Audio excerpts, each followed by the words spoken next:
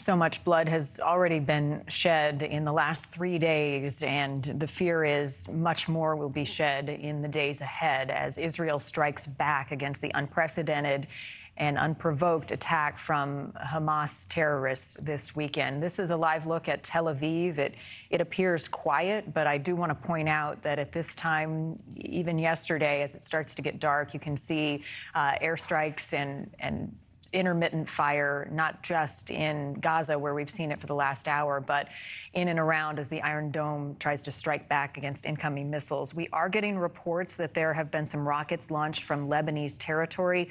We do not know who is launching them, but at least 4 rockets were intercepted from the IAF, the Aerial Defense Array. They successfully intercepted some rockets there, but again, that is to the north, where we have seen more action in the last hour or so.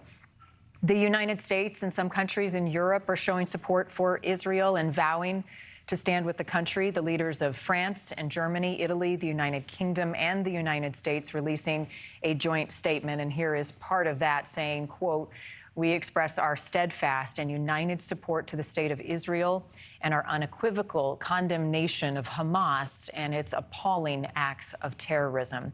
Joining us now is Danny Ayalon, former Deputy Foreign Minister and former Israeli ambassador to the U.S. I want to start with what I just shared, the breaking news of rockets being launched into northern Israel from Lebanese territory. Again, we don't know who is launching this, but how concerning is this situation with the threat of Hezbollah potentially getting involved? Very much so, because that could be another game changer. Hezbollah is a proxy of Iran. This is all Iranians' scheme. Now, whether it was Hezbollah's terrorists or other terrorists who fired and launched these missiles, it's immaterial.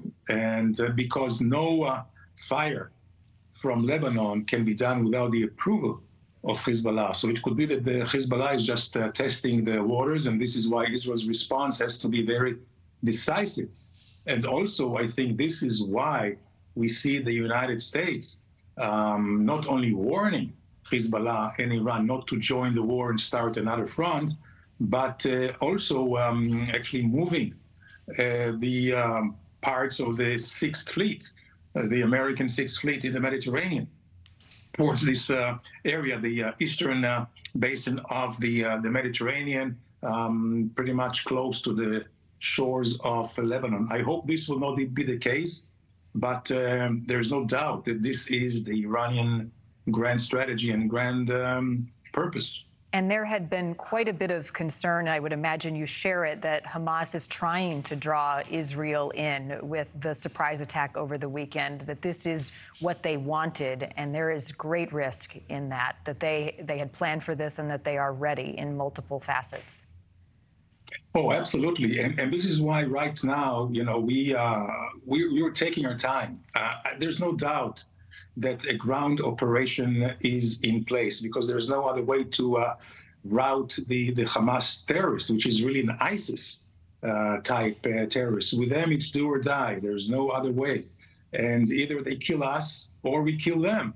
And before any ground operation, there will have to be some pounding, some softening of the targets. And you know that they are all dug in a very, very robust way. You know, there is a whole city, underground city of Gaza, which the Hamas used to build with their tunnels. Actually, they what they did was they robbed the population, the Palestinian, the poor Palestinians of Gaza, of the concrete and fertilizers and irons that we allowed them to move into Gaza in order to rebuild their own homes.